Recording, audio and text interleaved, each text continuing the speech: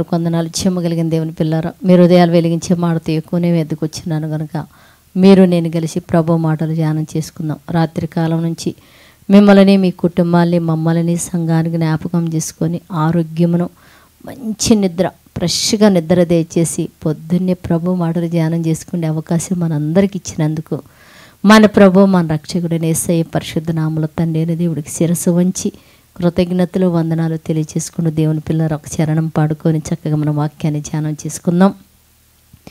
నడిపించు నావా నడి సముద్రమున దేవా, నవ జీవన మార్గమున నా జన్మ ధరింపా, నడిపించు నావా. చేయగలిగిన దేవుని పిల్లలు చూడగలిగితే మన కీర్తన గ్రంథము 55వ అధ్యాయము 22వ వచనంలో ఒక మాట రాయబడింది, చూద్దాం.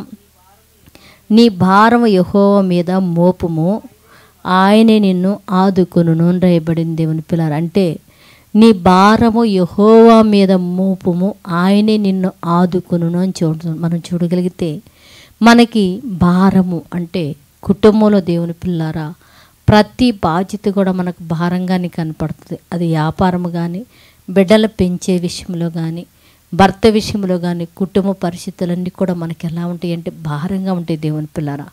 ఆ భారాన్ని మనం లాగాలని ప్రయత్నించిన, ప్రయాసపడిన దాని వలన మనకు ఆయాసము, అనారోగ్యం తెప్పితే దేవుని పిల్లారా ఏమండి నిజంగా వాటిని మనం చక్క పెట్టగలమా అంటే పెట్టలేము. అందుకని దేవుడు ఏం చెప్తున్నాడంటే నీ భారము యెహోవా మీద మోపుము, ఆయనే నిన్ను ఆదుకొనును అని రాయబడింది. అంటే కుటుంబంలో ఏ పరిస్థితులు ఏమి కలిగి ఉన్నా దేవుని పిల్లారా మొట్టమొదటిగా మనం చేయాలి ఏందో తెలుసా, ఈ భారము దేవుని మీద మోపగలిగే స్థితి మనకు కలిగి ఆ భారమును గురించి ప్రభు సన్నిధానంలో మొరపెట్టే వారిగా ఉండాలా, ప్రార్థన చేసేవారిగా ఉండాలి. ఆ భారమును గురించి తోటి సహోదరులను అడిగి, ఇదిగో నా భారం కుటుంబంలో, ఇదిగో వ్యాపార విషయంలో ఇలా భారంగా ఉంది, బిడల విషయంలో భారంగా ఉంది, కుటుంబంలో ఇలా వ్యవస్థలో నాకు భారంగా ఉంది కనుక నా కోసం ప్రార్థన చేయమని తోటి సహోదరులను అడగగలగాల. నువ్వు కూడా ప్రార్థనలో ఏకీవించగలగాల. ప్రార్థన చేస్తూ నీ బరువు, నీ భారం యెహోవా మీద నువ్వు వేయగలిగితే ఆయనే నిన్ను ఆదుకొని చక్కపరుస్తాడు అన్నాడు. కనుక ఆయన మీద మన భారం వేసి ఆయన మనల్ని ఆదుకొని చక్కపరిస్తే మన జీవితాలు చాలా మధురంగా, అద్భుతంగా, సంతోషకరంగా ఉంటాయి దేవుని పిల్లరా. అలాంటి స్థితి మనందరం కలిగి ఉండాలని ప్రార్థన చేసుకుందాం.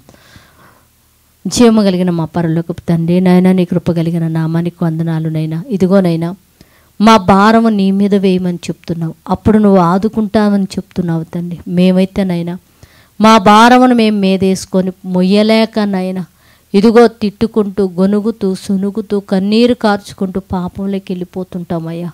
అలాంటి వారి పరిస్థితులు కాక తండ్రి మా భారము నీ మీద వేసి నువ్వు ఆదుకొని వాటిని చక్కపరచగలిగే స్థితిలో తండ్రి మేము అలాంటి మనసు కలిగినట్టు ప్రతి దినము నా తండ్రి ప్రతి బిడ్డ కూడా తమ భారము నీ మీద మోపి నీ దగ్గర మొరపెట్టుకొని ప్రతిఫలం పొందేవారుగా ఉండటానికి సహాయం చేసి మీరు మహిమ పొందమని మా రక్షకుడు నీ కుమారుడైన యేసయ్య పరిశుద్ధ నామములో ప్రార్థన అడుగుతున్నాము తండ్రి, ఆమెన్. మీ అందరికీ నా హృదయపూర్వక వందనములు, ధన్యవాదాలు.